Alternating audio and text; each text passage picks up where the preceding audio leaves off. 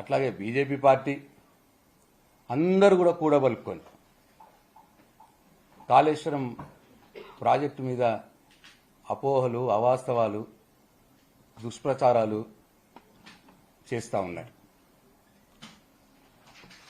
ఉదాహరణకి ఒకళ్ళంటాడు కాళేశ్వరం ద్వారా 1 ఎకరం నీళ్ళు కూడా రాలేదంటాడు.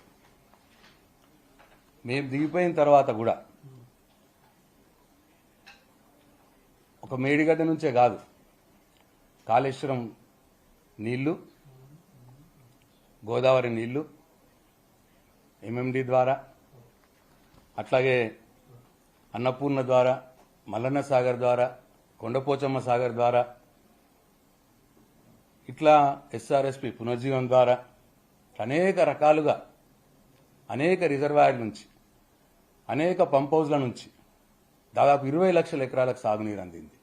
మేము దిగిన తర్వాత, మేము ప్రభుత్వం నుంచి మేము బయటకు వచ్చిన తర్వాత కూడా ఈ విషయాలు చెప్పాల్సిన అవసరం ఉన్నది ప్రజలకి. అట్లాగే ప్రాజెక్ట్ కూలిపోయింది అంటారు, కాళేశ్వరం కూలిపోయింది అంటారు. 94,000 కోట్ల రూపాయల విలువగల కాళేశ్వరం ప్రాజెక్టులో 4,000 కోట్ల రూపాయల విలువగల ఒక 86 పిల్లర్లు కలిగినటువంటి మేడిగడ్డ బ్యారేజ్లో 2 పిల్లర్లు కుంగితే కాళేశ్వరం కొట్టుకుపోయింది అంటున్నారు.